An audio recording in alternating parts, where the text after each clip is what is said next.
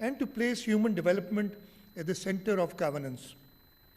Under the leadership of President Asif Ali Zardari and Chairman Bilawal Bhutto Zardari, this vision has guided the government of Sindh in shaping policies focused on education, healthcare, infrastructure, social protection, climate resilience, and inclusive economic growth. Our approach has remained people-centric, democratic, and reform-oriented. This sustained development effort is also the reason why the people of Sindh have continued to renew their confidence in the Pakistan People's Party. Electoral success has followed performance, and performance has followed principle, the principle of selflessly serving the people.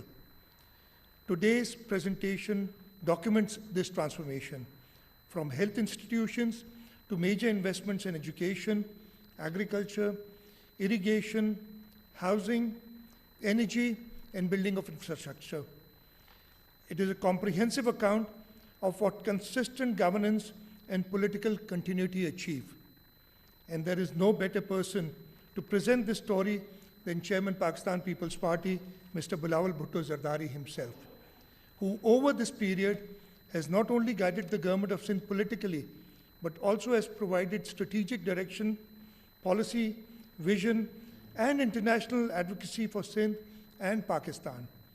Chairman Bilawal has carried forward the legacy of democratic leadership with modern thinking, focusing on youth, climate action, technology, and institutional reform, ensuring that Sindh's development is aligned with the challenges of the 21st century. Ladies and gentlemen, it is now my honor to invite Chairman Pakistan People's Party, Bilawal Bhutto Zardari, to present the transformation story of Sindh, a story of resilience, reform, and results. Please put your hand together to welcome Chairman Pakistan People's Party, Mr. Bilawal Bhutto Zardari.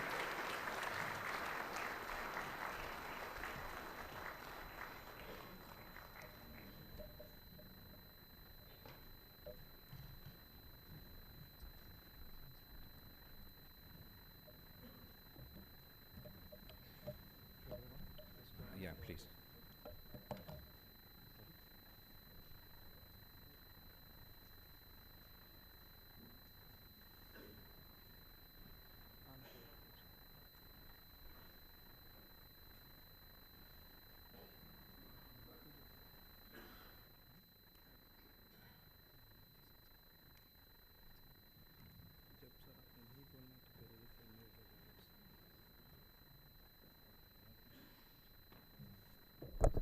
Bismillahirrahmanirrahim. Assalamu alaikum. Welcome everybody to the presidency, and thank you so much for joining us today. Vaise to I am used to speaking to large audiences, but I don't know why today's audience seems slightly more intimidating. It could be because we are here in the House of the Federation, the Presidency of Pakistan. Obviously, it's also the audience that sits before me. We have the might of Pakistani media, the cream of Pakistan's business community from all across the country, and of course, the diplomatic corps. I welcome you all. I thank you all for joining me, and I look forward to taking this opportunity to talk to you about the province of Sindh. It is my belief that we are a province that is often presented as a glass half empty in Islamabad. And through this presentation today, at the very least, I'd like to establish that we're very much a glass half full. And there's a lot more potential for us to unlock, hopefully, together. The Pakistan People's Party government in Sindh started in 2008, and as the Chief Minister mentioned, every subsequent election, the people of Sindh have entrusted the Pakistan People's Party with a larger mandate than before. The Pakistan People's Party's philosophy has historically been rooted in roti, kapra, makan. food, clothing, and shelter. The idea behind this philosophy, the idea behind this philosophy is fundamentally to address the issue of affordability. In a country such as Pakistan, where we have unemployment, poverty, but increasing income inequality, the Pakistan People's Party's approach to every sector across our government has been trying to invest in our institutions in such a way to allow our people the opportunity to afford the basic fundamentals in life. We inherited a government in 2008 that faced a multitude of challenges. We had the issue of terrorism and law and order. I'm sure our media friends and all of those here who've witnessed firsthand how when the Pakistan People's Party's government took over in 2008, obviously all over Pakistan, but also in the province of Sindh, we faced terrorist attacks on at least a daily basis, and in some cases, at least a weekly basis, in some cases, a daily basis. We faced religious extremism like the rest of the country did, but particular to Sindh, we faced ethnic tensions and frictions that would often result in violence. Our law and order challenges weren't confined to the city of Karachi alone, but across the province. We faced, even in the northern parts of Sindh, in 𝗟𝗃𝗲, my hometown, before the Pakistan People's Party's government took over, we used to observe the anniversary of 𝗟𝗶𝘃𝗲 Bhutto every year in April. And our party used to have to go in convoys in order to provide our people the necessary protection in order to reach from across the province and across the country to 𝗟𝗃𝗲. Similarly, whether it's our health infrastructure, our education infrastructure, I could go on about the challenges that we face. But after the Pakistan People's Party's intervention, we're proud of what we've achieved, whether it's law and order, whether it's education, whether it's public-private partnership. And I'd like to take this opportunity today not only on dwelling on our accomplishments, where we've come from, what we've achieved, and hopefully a little bit of where we'd like to go. I'm going to start with our healthcare sector.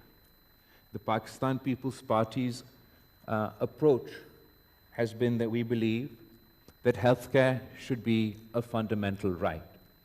That if the people of Pakistan, or if any citizen, cannot afford treatment, it should not mean that this is a death sentence.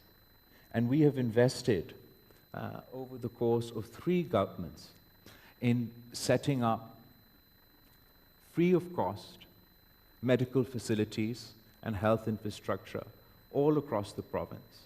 And not only are our facilities that I'll just go on to talk about free of cost for all our citizens, but also of international standards. I'm going to start by talking about Karachi's JPMC. Actually, before that, I'm going to tell you that we've invested over the 3 governments, and we brought up our health budget from 2.9% of the Sindh's budget to 10% of our budget. As far as Karachi's JPMC is concerned, it is our sort of the cornerstone of Sindh's health system. It's our biggest hospital in Karachi, and it was handed over to us after the 18th Amendment from the federal government. Along with other institutions across the province, the healthcare sector had suffered from a neglect, from a lack of development, a lack of investment for more than a decade from when we came into office. And when we inherited the JPMC, our infrastructure was dilapidated. We had a capacity of 1,100 beds. And over the course of the Pakistan People's Party's government, we've now transformed this hospital in partnership with the people of Sindh, with the people of Karachi, with the philanthropists of Karachi, and as a result of heavy investment by the Sindh government into the country, one of the country's leading hospitals. We've added a 550-bed surgical complex and OPD, a 120-bedded psychiatric ward and OPD, a 110-bedded neurology ward, and OPD, top-of-the-line equipment. For example, we have the CyberKnife technology for the treatment of cancer at JPMC. This facility, again, in partnership with charitable organizations, the Patients' AIDS Foundation, we not only made it possible for this top-of-the-line cancer treatment to be available in Karachi, but we're also the only facility in the planet to offer this expensive treatment completely free of cost. We've taken the JPMC bed strength from 2012, it was 1,100 beds, to now 2,208 beds. So we've doubled our capacity so far. If I just talk about JPMC's CyberKnife and cancer treatment facility, we've served patients from 178 cities and 24 countries. And our CyberKnife facility and other tomotherapy and equinox sessions and all of this component, we've served 250,000 patients. It says here, now I don't know whether that's daily or monthly because it's missing in my presentation, but this is one of our most expensive treatments that we afford to our citizens, absolutely free. And I just wanted to highlight that while 46% of our patients, so less than 50% of our patients who receive this treatment are from the province of Sindh, 31% of patients who receive this treatment are from Punjab, 11% of the patients who receive this treatment are from 𝗟𝗶𝘃𝗲, 7% of the patients who receive this treatment completely free of cost in the province of Sindh are from Balochistan, and 5% are international patients that come to Karachi's hospital. So the JPMC that we inherited with 1,100 beds in 2012, we added our 200 bed in 2020. We added our 500 bed surgical complex. In 2020, we also added our food complex, which feeds 500 people daily, completely free of cost. In 2024, we added our psychiatry and neurology department of 120 beds. And as I mentioned, our bed capacity from 2024 went from, in 2024, went from 1,100 to 2,200 beds.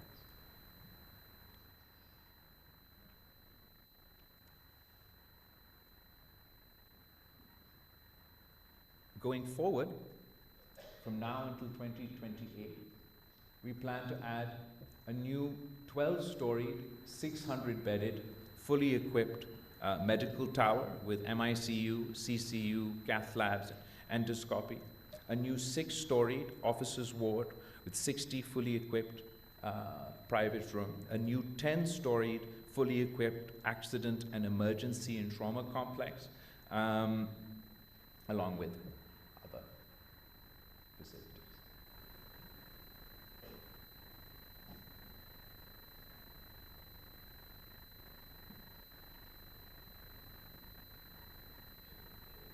So by 2026, our employees' medical block with 60 beds. Again, 2026, our medical complex by 50 beds. Our emergency tower, that I mentioned, 722 beds.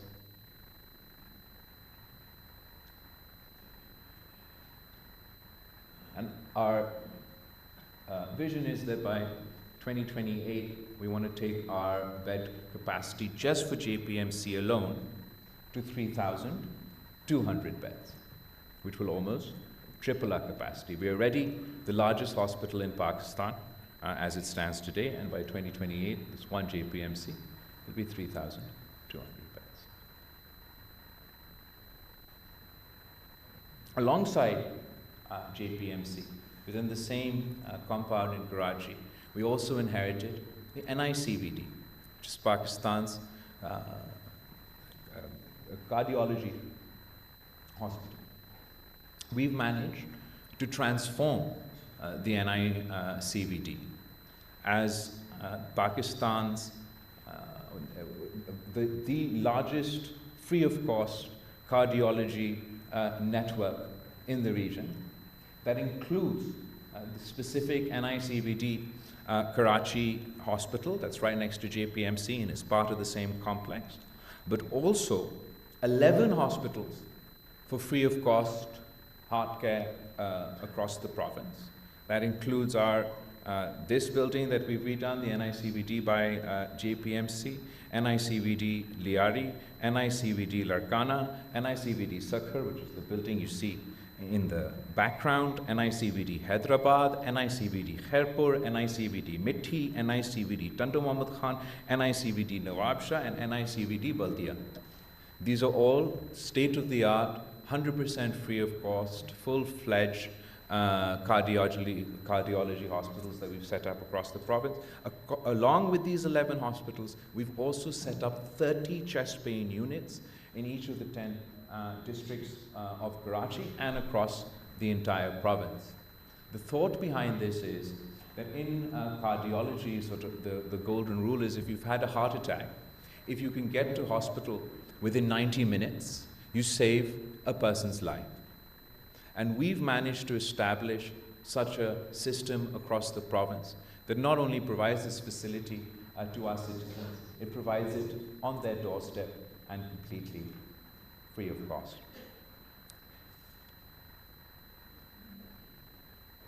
As far as the patients treated by NICVD is concerned, again, this is just the province of in this hospital, I'm not talking about our overall NICVD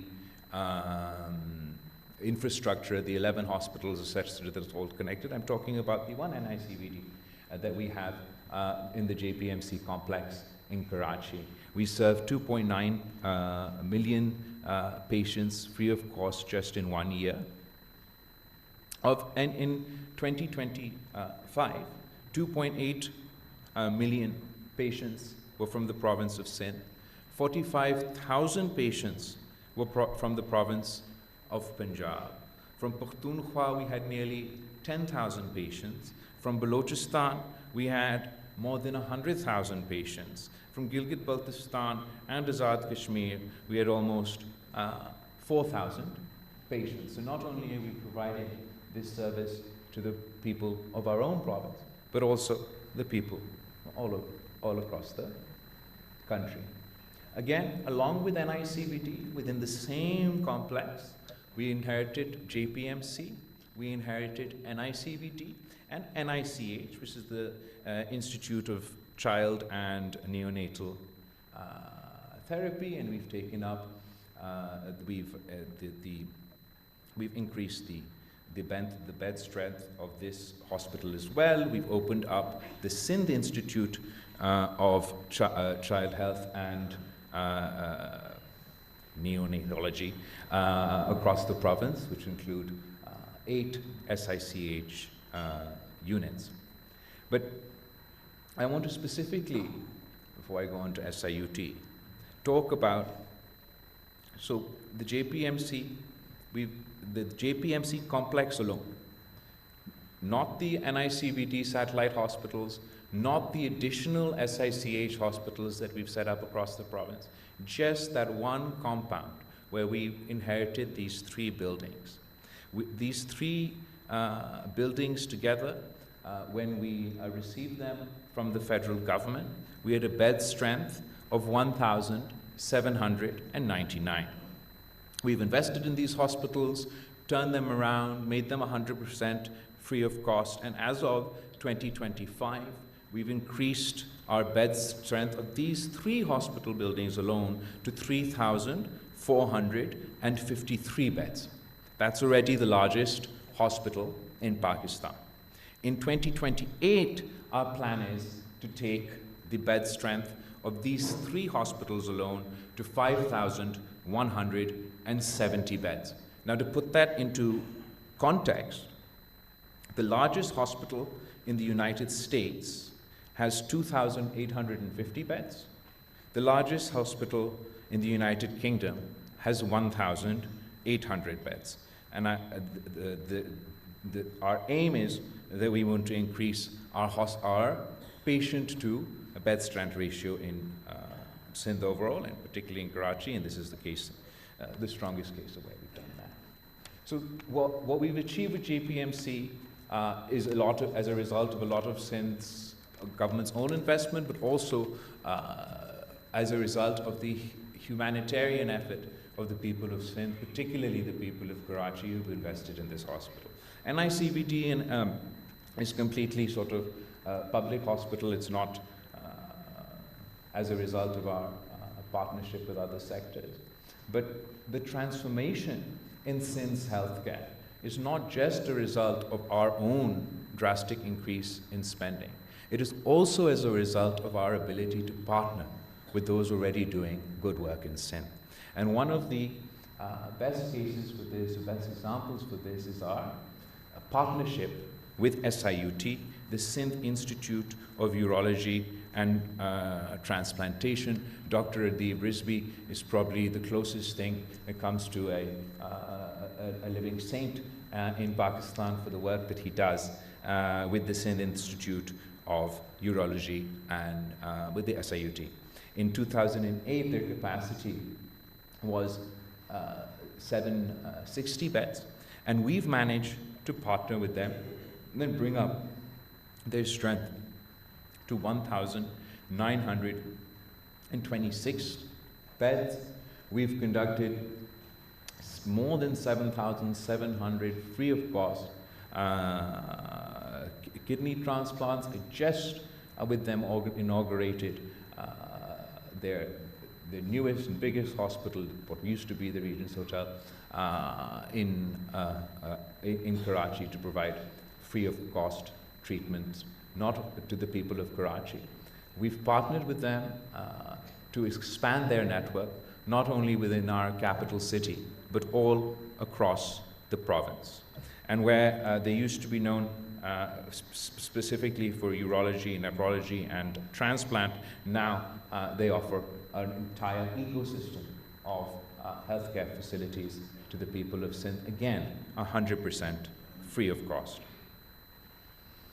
We have our SIUT in Civil Hospital, in Diwan Farooq Centers, SIUT Oncology Center, SIUT Transplant Center, this Sharif Faisal one that I just mentioned that we opened, Drigg Road, Nazmabad, Garden West, Karangi. These are all just in the city of Karachi alone, providing free of cost treatment. Then in Shaheed Benazirabad, in Sakhar City, by Sakhar Bypass, Larkana also has the dialysis, and Shikarpur, we've been able to establish these free of cost hospitals in partnership with SIUT and Dr. 𝗟𝗶𝘃𝗲, and the Sindh government is proud that we are, as of today, their largest partners.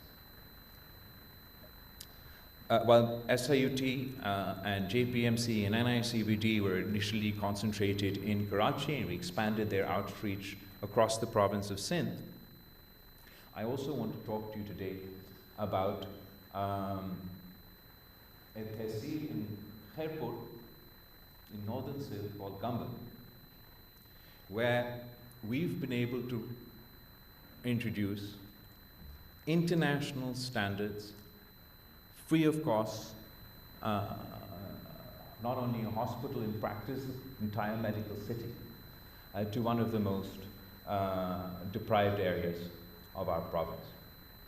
In 2012, we conducted our first cardiac surgery in Gambit. In 2015, we added the Department of Orthopedic Surgery and established our first kidney transplant was performed. In 2016, it was our first liver transplant was performed at Gambit Institute, 100% free of cost. Before this, if you wanted to have this liver treatment within Pakistan, it was only possible either here in Islamabad, or people used to have to go abroad.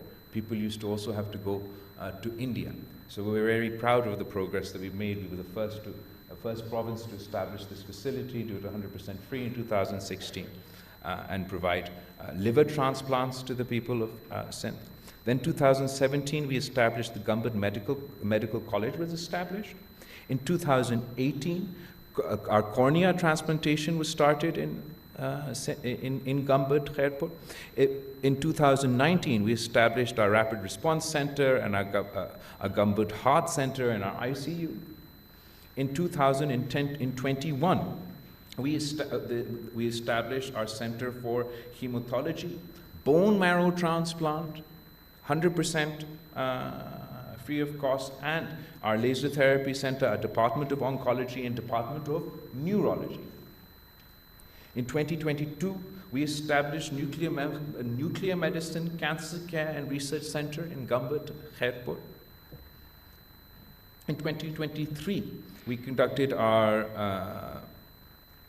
we inaugurated our lung cancer and transplant facility in Gambit, 𝗟𝗃𝗃. By 2024, we crossed our 1,000 liver transplant, 100% free of cost. Liver transplants were done, and we crossed 100 bone marrow transplants successfully performed in Gambit, 100% free of cost. And going forward, our timeline for 2025 includes all of this, which I'm not going to read out to you, but there's a lot.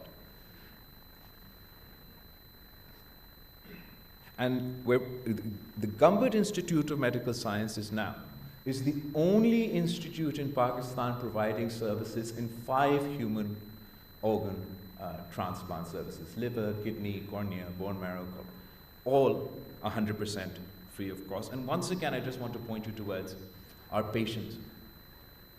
We conducted 1,362 free of cost liver transplants. Less than 50% of our patients were from the province of Sindh. 47% of our patients are from the province of Sindh. Second largest share of our patients are actually from the province of Punjab. 34% of our patients from Punjab, 15% from Balochistan, 4% from Pakhtunkhwa, and less from Azad Kashmir, even Islamabad. And we even have cases of people coming from Afghanistan to receive treatment at 𝗟𝗃𝗃 in Gambit. Our Shaheed Mohtarama Benazir Bhutto Trauma Center in Karachi is South Asia's largest level 1 trauma care center.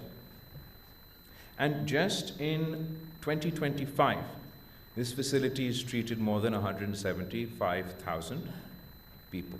We've expanded this facility to also include my Larkana ICU and HTU and emergency facility within our hospitals in Larkana, and we plan going forward to add 3 more centers in Sakhar, Malir, and Baldia, which will be functional this year. As far as Sindh's primary healthcare facilities are concerned, that's for our PPHI model, which has 93% rural coverage and 1,440 facilities managed across 30 districts. Our integrated emergency care services. This means your ambulance services. Before the Pakistan People's Party government in 2008, there was no integrated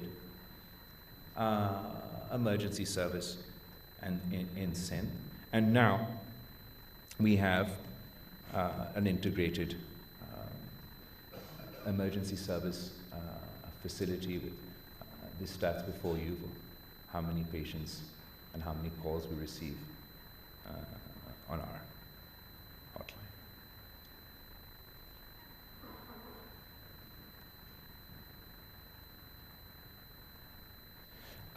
The biggest sort of public interaction at any hospital is with your emergency services. That has the highest interaction for our public. And if you want to improve the public's experience with any hospital, you want to focus on improving their approach or their access to emergency services. We prioritized within that children's emergency services. And we've partnered with the Child Life Foundation across the province of Sindh in order to provide international standards, free of cost, emergency care to the children of Sindh. And we've established 10 emergency rooms across the province in partnership with the Child Life Foundation and 105 telemedical centers at secondary care hospitals. This is, again, as a result of our public-private partnership. Our mortality rate at the Child Life Foundation emergency care rooms that we're partnered with is at 1.2% and is at par with the best private hospitals in Pakistan. As a result of all these interventions, whether it's NICVD, whether it's SICH, whether it's a Child Life Foundation, there are many, like Indus Hospital sitting before us, that Dr. Bari, I haven't even mentioned in my as a result of these interventions, we're providing international standards, free of cost care to the people of our province, and we've seen quantitative results. Our infant mortality rate in Sindh has declined by 26%, from 74 in 2013 to 54.65 in 2024. Our media friends here will remember how much we were criticized on this topic, particularly in the context of 𝗟𝗃𝗃𝗃. And I'm proud to share with you today that Sindh's infant mortality rate after these interventions by the Pakistan People's Party government today stands at 2.9%. That's lower than our national average of 5.4%.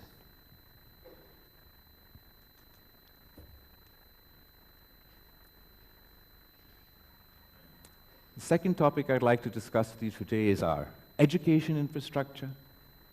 We face a whole host of challenges within the province of Sindh, education being amongst one of our priorities. Obviously, without access to education, our people have no hopes of prospering, economic progress, of jobs. And we're proud to say that we've prioritized not only our higher education, but also our primary facilities. In 1947, there was one university in the province of Sindh. 50 years, by 2008, there were 10 universities in the province of Sindh, and of those 10 universities, there were 2 additional campuses. And you establish a campus, it increases the outreach of that university. Say there's a university in Karachi, and I can establish a campus in Badin or somewhere else. It gives, still need one in Badin, but it gives access to rural areas. So by 2008, there were 10 universities in the province of Sindh and 2 campuses, mostly established in the 1970s, subsequently in the 1990s. By 2025, we now have 30 universities, 30 public universities in the province of Sindh established by the Pakistan People's Party government. And in addition to these 30 universities, we now have 18 instead of those 2 campuses. That further extends the reach of these universities into our rural and more far-flung areas of the province. As far as our primary education is concerned, I want to particularly talk about the challenges we faced as a result of subsequent consistent flooding. In 2010 and 12, we had our education infrastructure ravaged by the historical floods that we faced then. And in the 2022 floods alone, we had 7,503 schools that were completely damaged. Matlab, we had schools standing there and they no longer stand today. And then we had 12,305 schools that were partially damaged. Together, that's 50% of Sindh's education infrastructure gone in a flood. And that obviously has challenges. It takes decades, as you can see, to set up the infrastructure, and these natural calamities that we've seen on devastating scales to undo that progress overnight. That has consequences. It has consequences for children going to school, for your literacy rates. But the Sindh government has partnered with the federal government, with international financial institutions. Of those completely damaged schools, so far we've managed to reconstruct 5,243 schools with this breakdown from the GOS, international financial institutions, and the government of Pakistan supporting us in this work. Some of the post-flood schools rehabilitation there.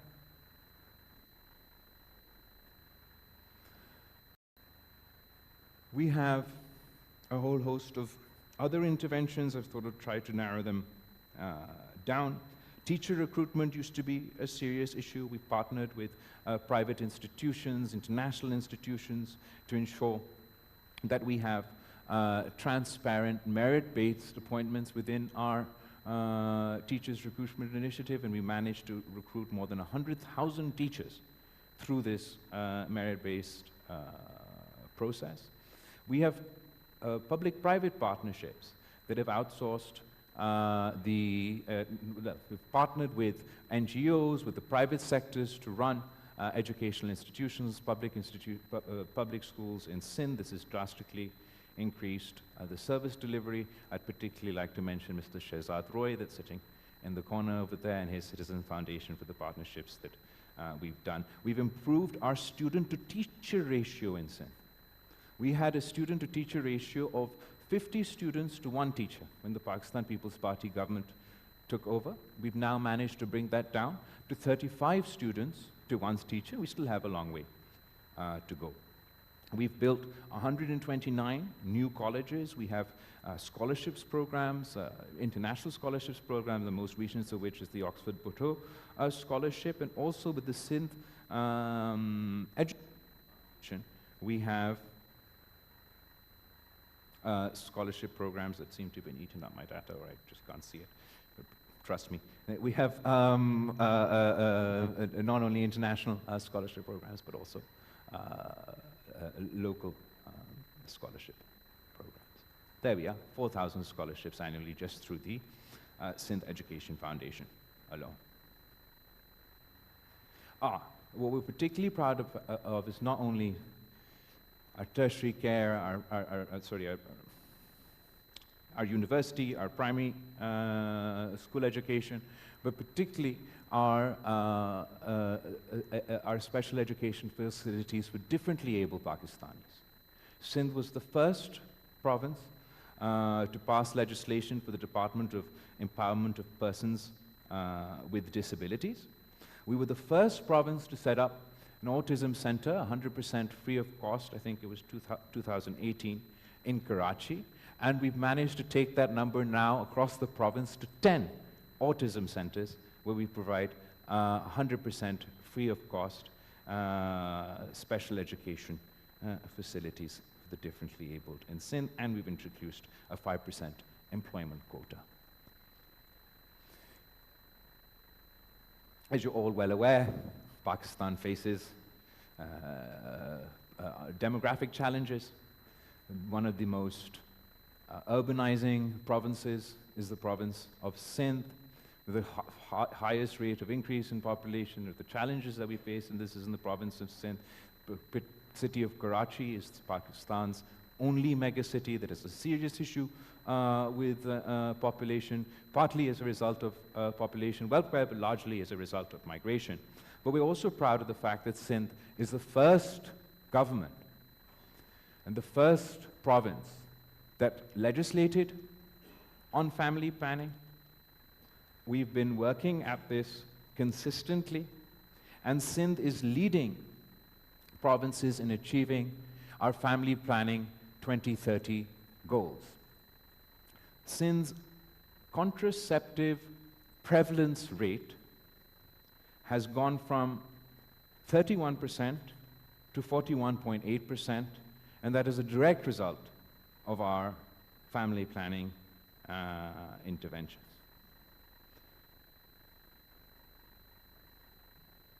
Along with family planning, I'd mentioned the sort of crux of our philosophy being about affordability. So we provide free of cost healthcare, because one of the most expensive challenges that any family can face can be the cost of healthcare. It can rip families out of the middle classes and into poverty, and also there are those who are completely out of reach. Similarly, we've tried to expand our network of public education facilities to ensure that our citizens get free of cost education, whether it's their universities, whether it's their primary school.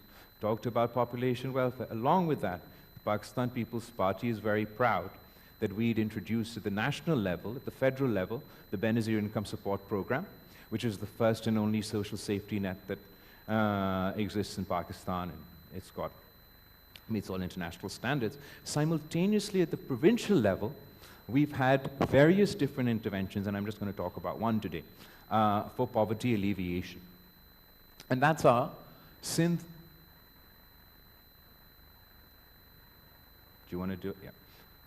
Sindh Rural Support Organization, through which we've provided interest-free loans and other supports, particularly to the women of Sindh.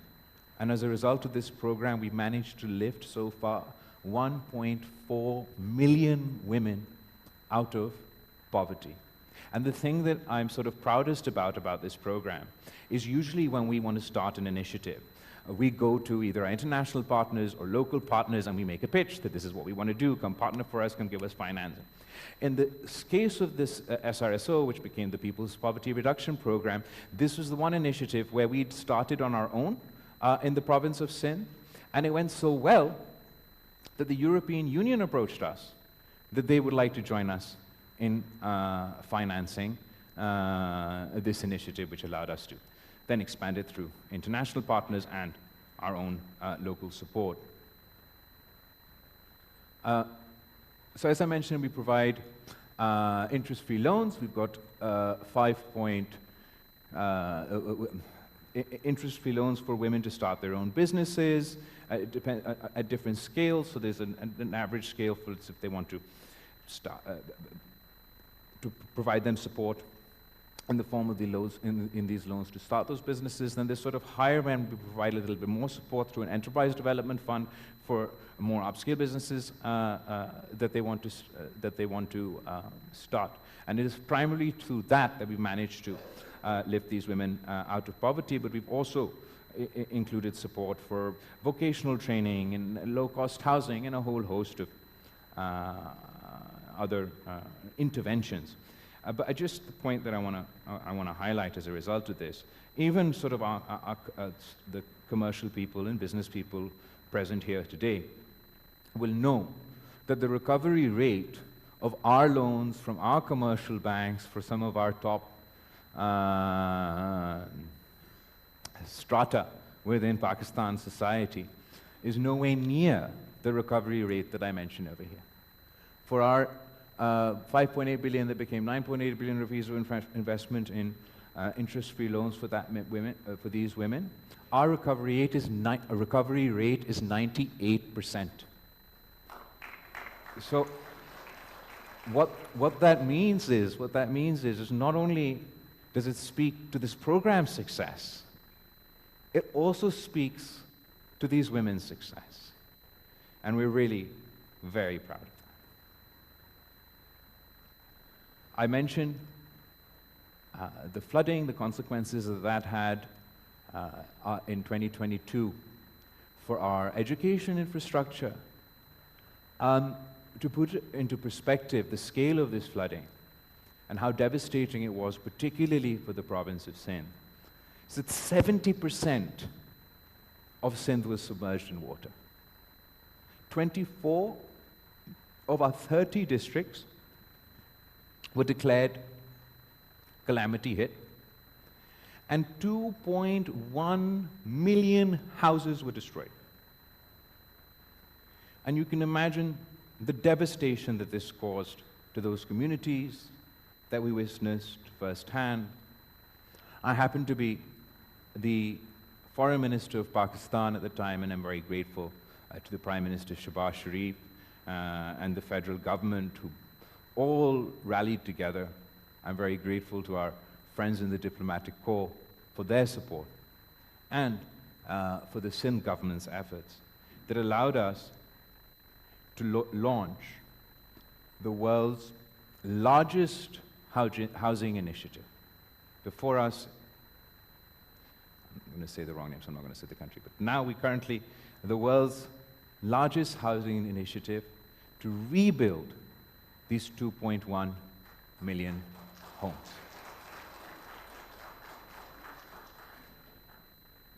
The project beneficiaries are more than the population of 154 countries. Not only are we rebuilding their homes, we're rebuilding climate resilient homes. So the next time it rains and the next time it floods, these communities are not devastated. And it's an investment in the future, because every time such a devastation of this, we face such devastation at this scale, it drains provincial resources, federal resources. So we're building 2.1 million climate resilient homes. At the moment, we have 1.5 million homes that are under construction still. 750,000 homes have been completed. And the beauty of this initiative is that it's not just climate resilient housing initiative, it's also a women's empowerment initiative. Because while building homes for these women who could never, or these families who would never envision having a solid house over their head, we also, because 90% of these people were living on government land in makeshift houses. So we also have transferred the land titles for these homes in the names of the women of the households. And that is the largest asset transfer initiative in a generation. As a result of this, when we hand over these houses to these women, they now have an asset. They have security. These families know that they can't be removed from their homes. The value of these properties, as soon as we hand over the land titles, drastically increase. And for generation after generation, these properties will continue to increase and be passed on to future generations. But it also provides them with an asset that, if they would like, they can use to take out a loan, to do. So it's overall, it's not only sort of housing reconstruction, it's poverty alleviations, it's women's empowerment. We opened bank accounts for all these women. 2 million bank accounts have been opened for women who would never have seen a bank.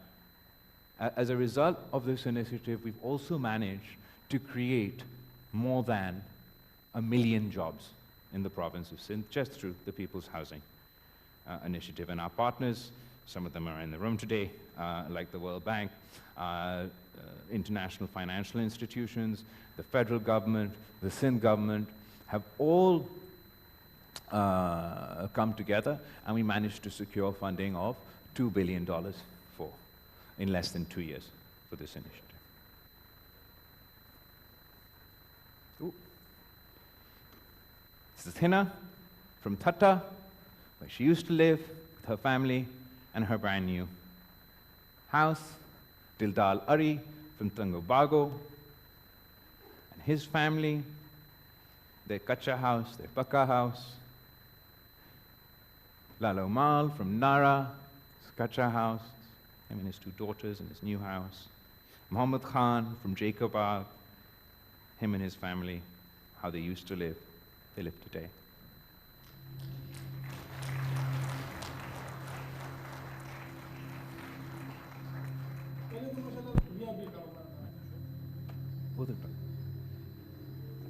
घर का खर्चा, बच्चों का, अपना सारा कुछ सही चलता था। बारिश के बाद तो वो बिल्कुल खत्म हो गया।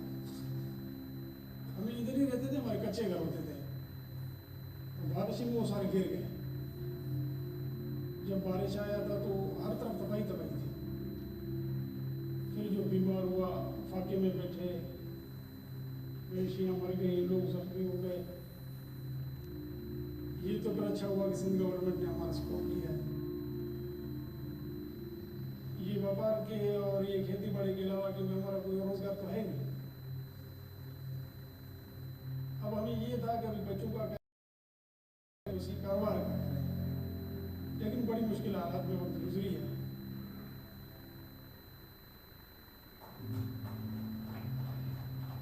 गवर्नमेंट ऑफ सिंध की तरफ से जो टीम आई थी, वो आगे घर घर पे सर्वे कर रहे थे। पहले घर हमारे कच्चे थे, अभी ये माशाल्लाह पक्का घर बन गया, तो हमारा भी शौक है कि घर को संवार दें। ये पसंद है हमें, जब वो बोलते कि दरख्त लगाएं, तो ये जो बड़े होते हैं तो इसके फिर हम खुद भी बैठते हैं और मवेशी वगैरह भी।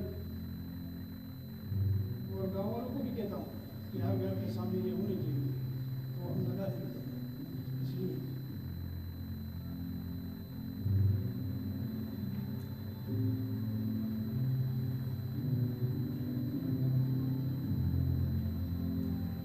घर माशाल्लाह भी हमारा बड़ा फर्स्ट क्लास बन गया। ये है कि हमारे बच्चों का मुस्तकबिल बन जाए, यही उम्मीद है इंशाअल्लाह।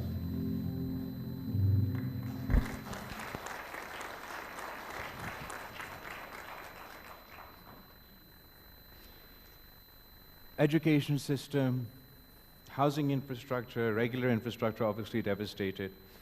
Again, on the topic of agriculture, I want to look at it specifically in light of the 2022 floods. The major source of income for the people of our province was drastically affected. As an emergency measure at the time, the Sindh government decided to support our farmers by providing them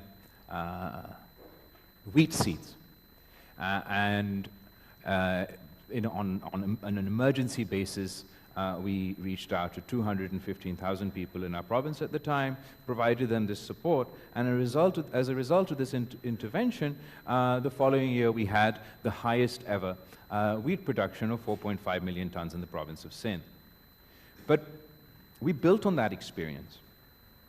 We used that data, and we started the Benazir Hari card, or the Benazir Farmer card, with the thought that in the future, when we face a natural disaster, we want a transparent mechanism where we can get financial support directly into the hands of the farmers. These 200,000 people that we'd given the wheat seed became the first people to subsequently join our Benazir Hari card. And the concept behind this initiative was not only support in times of emergencies, but the government of Sindh, and even the federal government, but they're not associated with this yet, provides a lot of support to our farming communities. But it's not targeted, it's not transparent, and that's the direction that we'd like to move in the future. So this Benazir Hari card was a result of the 2022 floods. And recently, because we had this infrastructure in place, when last year Pakistan faced floods, we've had an even more expansive intervention from the government of Sindh through the Benazir Hari card, but also through CNIC and other identification mechanisms. For small farmers of from 1 to 25 acres, we provided cash support for them to buy DAP and urea. Targeted, transparent support to those at the bottom of the pyramid who need it most, while simultaneously supporting Sindh's agriculture economy. We have agricultural modernization mechanisms in place where we support our farmers with laser leveling and other such facilities. And going forward, we want to take this to, and going forward, we want to take that to the next level. We're going to encourage both collective farming and public-private partnership in the agriculture sector in the province of Sindh. Collective farming, because 90% of land holdings in Sindh are with the small farmer. And what we want to do is create incentives from the provincial government for these small farmers to form collectives. And when they form collectives, they'll obviously collectively have more arable land, but it also gives them collective bargaining power. And they could then benefit from some of the benefits that bigger, richer, large landowning families or businesses enjoy when it comes to procurement and other things. We want to support these collectives through the Sindh government with modernization, with modern machinery, with laser leveling, with scientific knowledge, with research, and our support, our interventions, our subsidies will be targeted to these small farmers. Then, for public-private partnership, we want to encourage the private sector to come and invest in large-scale farming in the province of Sindh in two ways. One, the Sindh government wants to be a bridge between these collectives and big business, whether it's within Pakistan or outside in Pakistan, where we create a partnership with these collectives in the business community, and they come in with their investment and partner with small farmers and create collective corporate farming in the PPP mode. Separately, the government of Sindh also has a lot of arable land that's not used, whether it's in forest area, whether it's in agriculture department, whether it's irrigation department. We also want to partner with the private sector in those cases and use public-private partnership to bring in large-scale, high value-added farming to take our Sindh agriculture to the next level. So no agriculture without irrigation, and our irrigation system in Pakistan is the largest in the world. And within Pakistan, the largest irrigation system within Pakistan is run in the province of Sindh.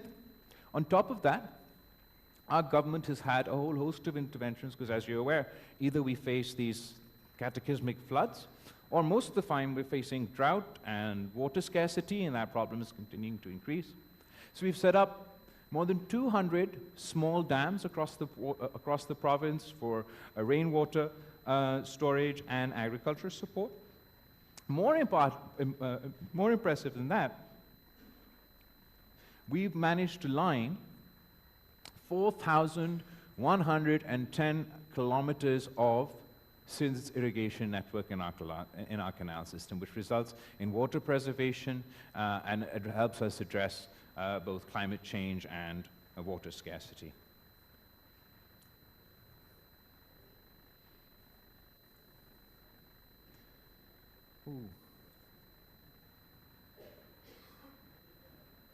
As far as Sindh's infrastructure is concerned, so along with our irrigation system, we get a lot of criticism on our communication infrastructure. So I want to use this opportunity to clarify that there are two forms of this infrastructure in our province. The majority, say our national highways, are run by the federal government and the communications department. And that has and does, both from us and from others, receive a lot of criticisms, and we're really appreciative of the current government, the Prime Minister, for their commitment that the Sakhar onwards portion of our national motorway will be built. But that doesn't mean that the Sindh government doesn't build roads, it's just we can't build the federal government roads. We manage 57,000 kilometers of road networks in Sindh, of which 24,000 kilometers are either brand new or rehabilitated.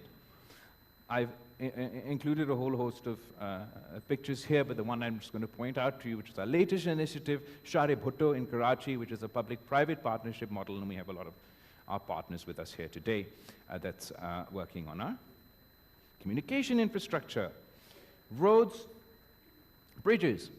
Since 1947 until 2008, there were 5 bridges built on the River Indus. And from 2008 up until today, we've managed to build 4 new bridges on the River Indus. This includes the largest bridge on the River Indus, which is our 𝗟𝗶𝘃𝗲 bridge in public-private partnership. And, it's not here, but we're constructing our 5th bridge on the River Indus, which is our 𝗟𝗶𝘃𝗲 bridge that is still under construction and hopefully be finished before 2028. What's infrastructure without transport? Well, in 2008, when the Pakistan People's Party government took over, the Sindh government had no public transport, no integrated public transport. And now, we have more than 200,000 passengers that commute daily through our integrated mass transit system. We were the first province to introduce electric vehicle buses in Pakistan. We were the first province to introduce the pink bus service in Pakistan, which is exclusively for women passengers with women drivers to provide a safe environment for women. And we also want to particularly encourage female mobility. So it's not just our pink bus service. The Transport Minister who introduced this for us today has also started a pink scooty service. And we'll continue. Still got a long way to go as far as public transport is concerned, and we'll continue to expanding this infrastructure, hopefully, in the time to come. Solid waste management. Again, an area of criticism, and naturally, as the most populated city, we have the most waste in the country. But yet again, before the Pakistan People's Party government, there was no solid waste management system in the province of Sindh. We've managed to set up the Sindh solid waste management system that started in the city of Karachi and its 10 districts, and then expanded to Hyderabad, Mirpur Khas, Sakhar, Shahid Benazirabad, and now even my own constituency of Larkana has its own solid waste management facility. Our solid waste management board and their contractors collect over 14,500 tons of waste per day, and there's still a lot more to do.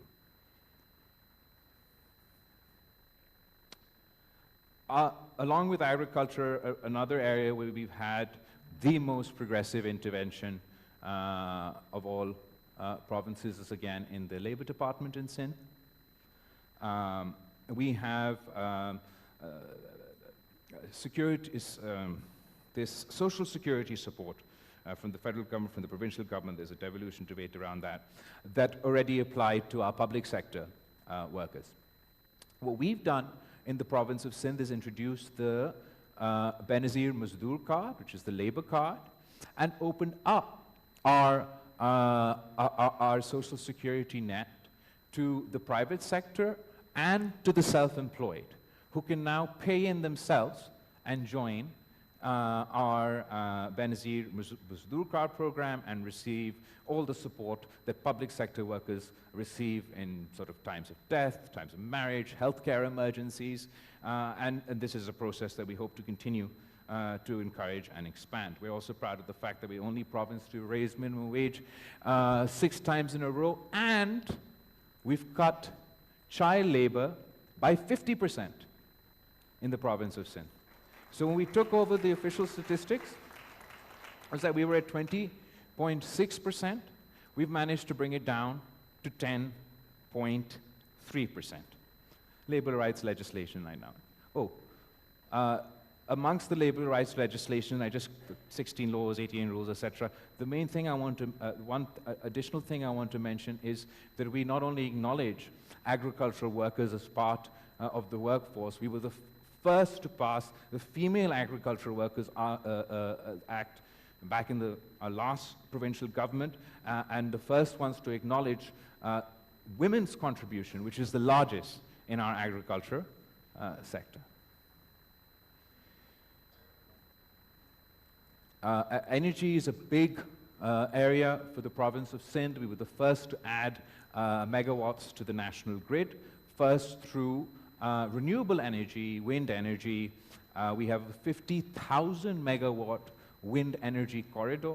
Acting President Yusuf Raza Gilani, when he was the Prime Minister of the Pakistan, was the first to inaugurate our wind energy project in the province of Sindh, and so far we have 1,845 megawatts of wind power that we add, and 150 megawatts of solar power. We have another 1,875 megawatts of wind power in the pipeline, and another 1,150 megawatts of solar power in the pipeline. We're really leaning in to green energy and alternative energy within our province, particularly because the energy infrastructure is so unreliable, it's so expensive. There are areas in the province of Sindh that still face 16 to 18 hours load shedding, so we're trying to encourage in every way we can less reliance on traditional energy infrastructure and a move towards solar energy. We've had a big push for the solarization of public buildings. In partnership with the World Bank, we've also been targeting Benazir income support beneficiaries to provide them with solar systems. So far, we've distributed 200,000, and we're looking going forward to distribute 275,000 more to the families of the most needy. We also intend to target consumers of less than 100 units of electricity, and we want to provide them with solar facilities. In addition to that, we have 3 public-private partnership solar infrastructure projects in the works right now, through which we want to provide Karachi with an additional 400 megawatts of solar power at low cost. I'm going to go on to talk about 𝗟𝗃, which is another big initiative as far as the Energy Department is concerned.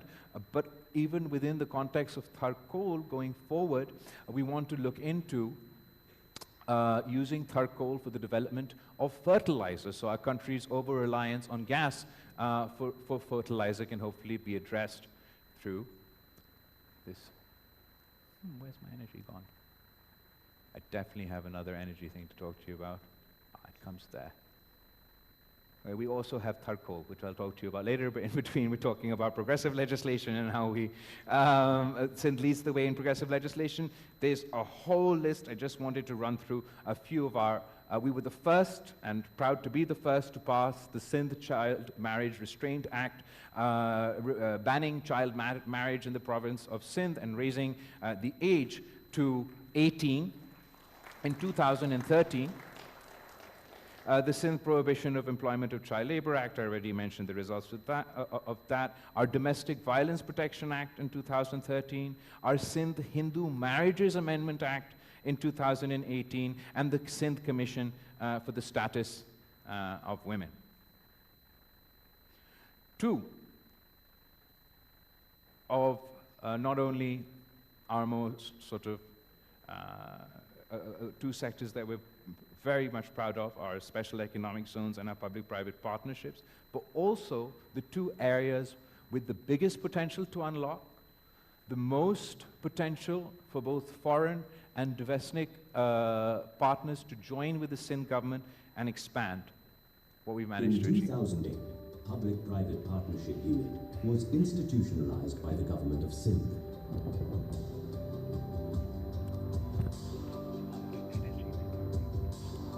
Our private partners have collectively invested nearly $2.076 billion US, while $780 million US invested by Government of Sindh.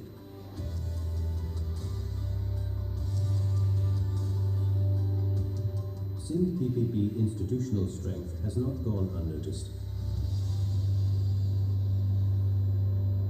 Each project reflects one commitment: partnerships built on trust, delivering lasting impact for Sindh. Partnering for progress, delivering impact. So obviously you can't conduct any of these projects without your own revenue generation, which requires economic activity in the form of our SEZs and the PPPs that I'm just going to talk about, and revenue generation through our Sindh Revenue Board. Our special economic zones in the province of Sindh, we've got 𝗟𝗃𝘃𝗲 Special Economic Zone, we've got 𝗟𝗃𝗃𝗲 Special Economic Zone, 𝗟𝗶𝘃𝗃𝗲 Special Economic Zone, and Marble City Special Economic Zone, which is the first public, 𝗟𝗃𝘃 was the first, and they're also a public-private partnership special economic zones, where not only from at the provincial level, but also the federal level, for the time being, we enjoy special incentives for business and industries to set up. At the feasibility stage, we have our Sakhar Industrial Zone, our Hyderabad Industrial Zone, and our Aquaculture Park. Our special economic zones have received international recognition.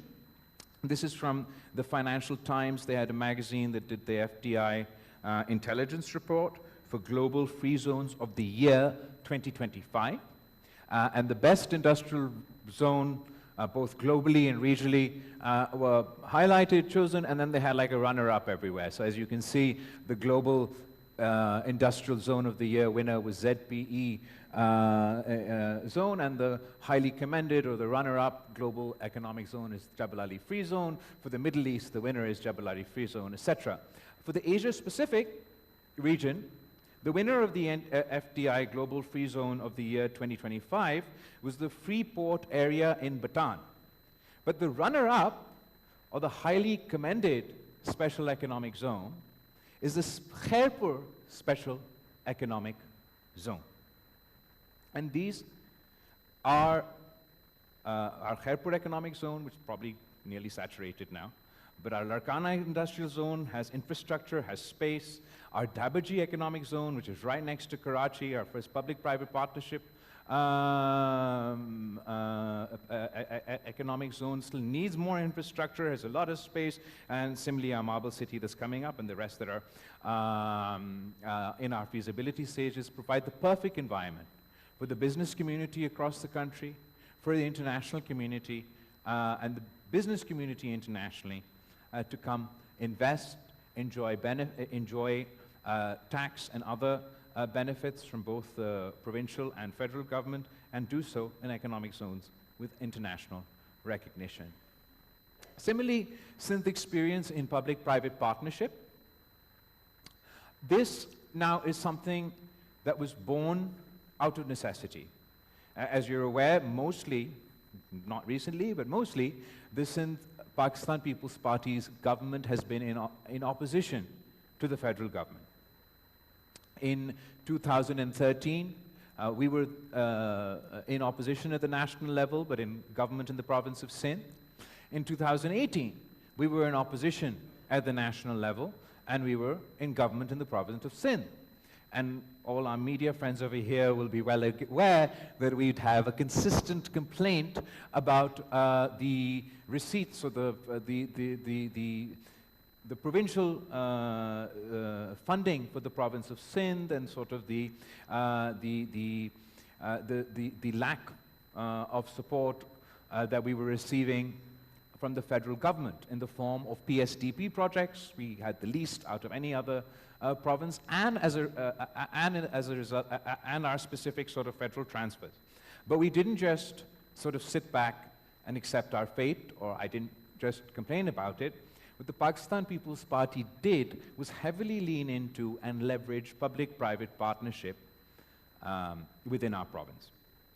The public-private partnership concept was introduced in Pakistan through Shaheed Mohtarama Benazir Bhutto's 92-93 election manifesto. And in 2008, when the PPP government was formed, we set up our PPP unit in the province of Sindh. Probably the most famous and large-scale PPP project in the province of Sindh is our Sindh 𝗟𝗃𝗲 coal mining company, which was the first open pit mining, and it was conducted through public-private partnership. And this has really opened the doors for an economic revolution in the province of 𝗟𝗃. Because the Sindh government was partners with the private sector, both internationally and locally, for the coal mining, and we had this energy generation also as a result of the coal mining. We've turned around the infrastructure, both roads and health, education. The desert has completely changed as a result of these interventions. The big-scale Sindh 𝗟𝗃𝗲 coal mining project, which has a project cost of $1 billion and is a joint venture between the GOS, local and international partners. Jobs I'm going to come on to. We were the first government to set up, first provincial government to make an airport, the 𝗟𝗃𝗲 airport in 𝗟𝗃, a resettlement of communities that were affected by the pit mining in model villages. Road infrastructure in 𝗟𝗃 has improved to the extent that in 2008, or before 2008, from Karachi to 𝗟𝗃, the drive used to be 8 hours. Today, the drive from Karachi to 𝗟𝗃, depending on how fast you drive, is 4 to 3 hours. A percentage of our profit of this public-private partnership company goes into the 𝗟𝗃 Foundation.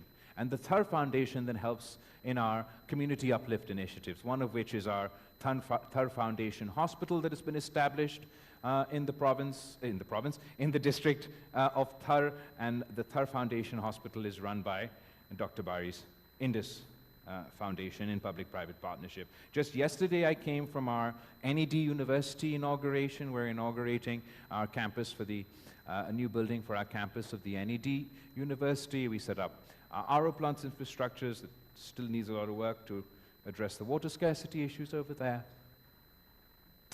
Just 𝗟𝗃 Coal Block 1 has created Block 2 has created 3,000, it says here, but I had 5,000 in my head, 3,000 jobs locally. The more important part is those jobs, 71% of the jobs as a result of this public-private partnership are directly 𝗟𝗃 local jobs. An additional 10% above that are jobs from the province of Sindh. Then we have like close to 5%, which is rest of Pakistan, and then even less, which is our international sort of jobs as a result. We've had, as a result of this PPP initiative, we have female truck drivers in 𝗟𝗃 for the first time. So all our trucks that are driven by local women. We had the first female engineer come out of 𝗟𝗃 and then be employed at this PPP initiative. So 𝗟𝗃 is sort of the cornerstone of Sindh's public-private partnership, but it's not the only thing we do. We have our water supply project of $200 million, which is a PPP mode, which is in partnership with Energy Tech from Kuwait. As a result of that initiative, we're now working on our NED technology part, again in partnership with the government of Kuwait. And we have a whole host of partners that are working with the Sindh government, locally and internationally, in public-private partnership. Sorry. These are some of our public-private partnership initiatives. Our Hyderabad Mirpur Khas dual carriageway is completely public-private partnership. I mentioned the largest bridge on the river Indus, the Sir Aga Khan Jirk Mulakati, our bridge project, our Karachi-Thatta dual carriageway, public-private partnership, water infrastructure I've already mentioned, public-private partnership, roads infrastructure we've also had as a result of public-private partnership, but it doesn't stop there. Education management I've already mentioned, management of many schools we've handed over in public-private partnership for primary education. Again, the same Shehzad Roy helps us with teacher training initiatives in public-private partnership that has increased the standards of our teachers, who are now tested and regularly tested to ensure that they meet the necessary standards. We've also rehabilitated 54 JICA girls' elementary schools as a result in public-private partnership, and our regional bud centers are also public-private partnership initiatives. Our public-private partnership program in the province of Sindh is recognized globally. In 2018, the Economist magazine's intelligence unit rated Sindh province as number 6 for public-private partnership, after Thailand, Philippines, PCR, India, Gujarat, then the province of Sindh for our PPP mode, and most recently we've had these IFN Deal of the Year 2021, and that's all 2021 for public-private partnership. Major projects that are now under construction in PPP mode, I mentioned our 𝗟𝗶𝘃𝗲 Concorde, the 5th bridge that we're now building on the river Indus, the Concorde Bridge is public-private partnership. Marble City project, public-private partnership. 𝗟𝗶𝘃𝗲 I already mentioned, NED I already mentioned. Okay, I'm mentioning things twice now. Major projects that are at the feasibility stage for PPP mode are before you. Our Yellow Line, our Sakhar and Hyderabad Industrial Zone, our sewage treatment plant for Karachi, our aquaculture park project. There's a livestock project. There's more water sector projects in Sakhar, all in our feasibility stage for public-private partnership. Through public-private partnership, not only have we produced the first electricity through the 𝗟𝗶𝘃𝗲, done our infrastructure, done our schools, done our healthcare, we've even reclaimed the mangroves. So we had incredible mangrove loss across the Indus Delta, which has devastating consequences for local agriculture, local communities, climate, etc. And through public-private partnership, we've increased our covered area from 270,000 mangroves to 270,000 acres, sorry, to now 675,000 acres of mangrove covers.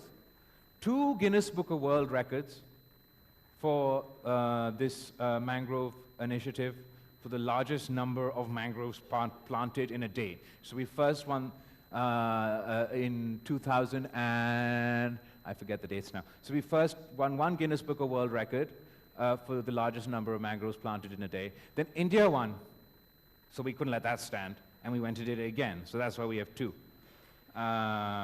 Guinness Book of World Records. And we've earned $40 million as a result of carbon credits from planting mangroves. So in our PPP mode, our portfolio so far, we've executed about $600 million worth of projects in road, energy, healthcare sectors. Our projects under construction is another $650 million. But the main figure that I want to point to here is our investable portfolio, our investable project portfolio for the province of Sindh is $5.2 billion, and we're very keen to work with the international community and a local business community, just as we realized all these other public-private partnership initiatives to bring these other projects into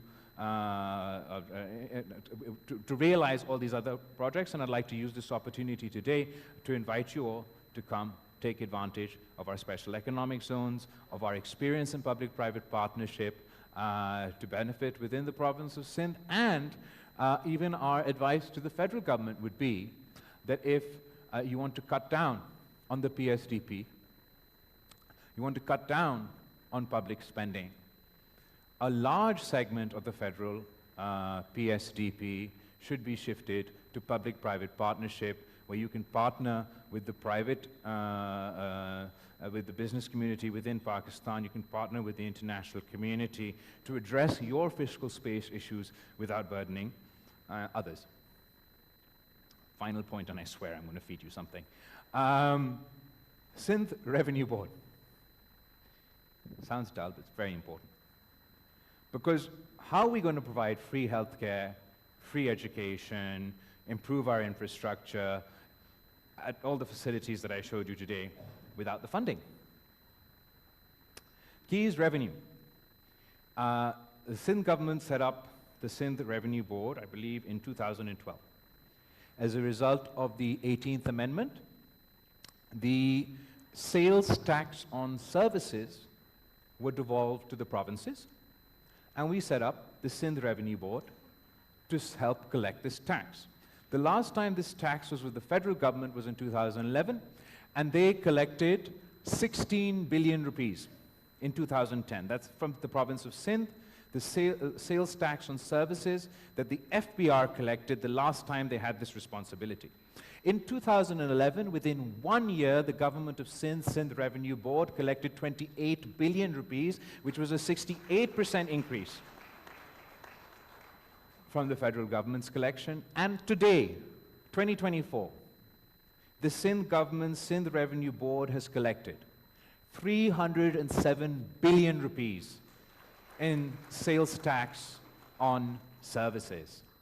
The federal government's FBR's growth rate every year is 10%. Our SBR's growth rate is an average of 19%. It's economic competence. Without self-sufficiency, we can't promise to provide any of the support that I discussed in the lead up to this slide. And this is exactly our case to the federal government. That if we're collecting 19% and you're collecting 10%, then how can you punish the guys who are actually doing their jobs? We offer, as an obviously if the federal government is facing issues of fiscal space, economic challenges, as a patriotic Pakistani, the problems of Islamabad are my problems as well. I want to help them address these issues. But their solution, cutting the NFC share, taking back from the provinces, doesn't solve the problem. Because it's the FBR's lack of meeting their targets that's causing this fiscal deficit, not the performance of provincial government.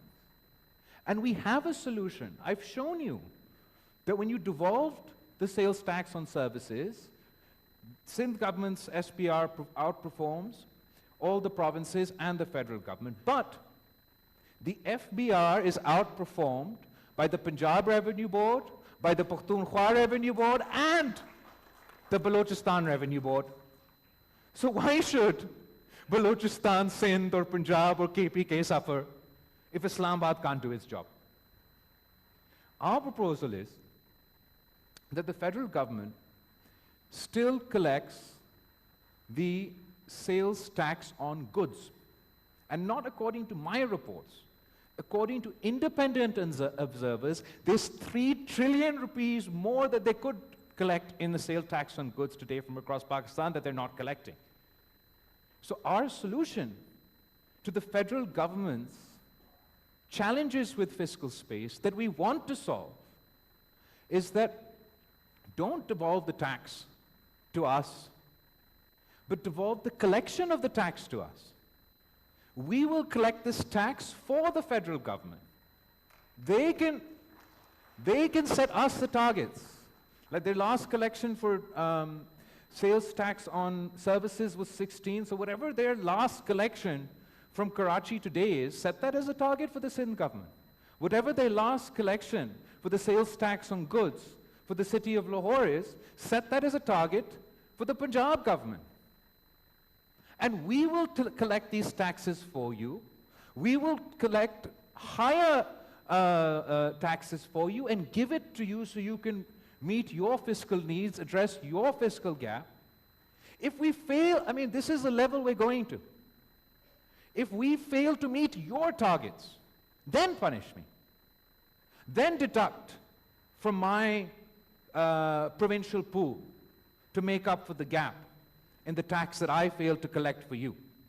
But the catch is that if I do better and I or any other province collects more in the form of sales tax on goods than your federally assigned target, then the extra money should go as an incentive to those provincial governments so they're further encouraged to increase their revenue generation, fund our own projects, and meet the needs of our citizens.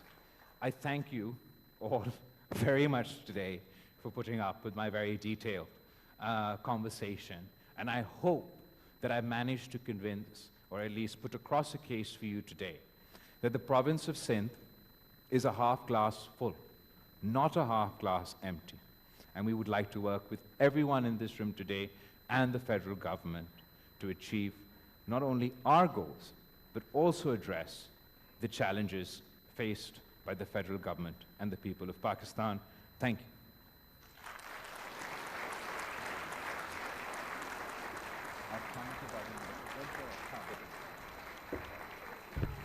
Thank you very much, ladies and gentlemen. Please join us for lunch. Please. In the next room. Thank you.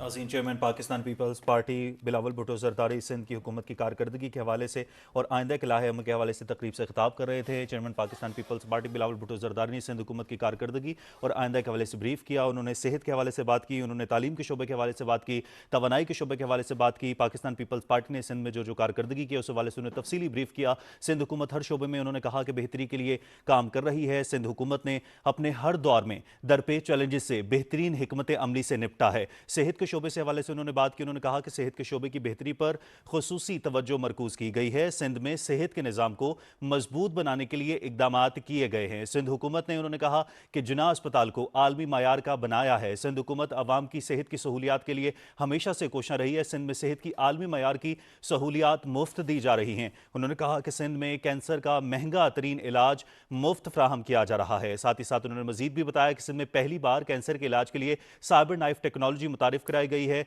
Sindh में NICVD तर्ज के 11 अस्पताल कायम किए गए हैं। उन्होंने बताया कि एक साल में NICVD से 2.9 मिलियन मरीज इलाज करा चुके हैं। शहीद Benazir Bhutto institute of trauma जनूबी एशिया का सबसे बड़ा ट्रॉमा इमरजेंसी सेंटर है। जिगर, कैंसर, कॉर्निया जैसे महंगे इलाज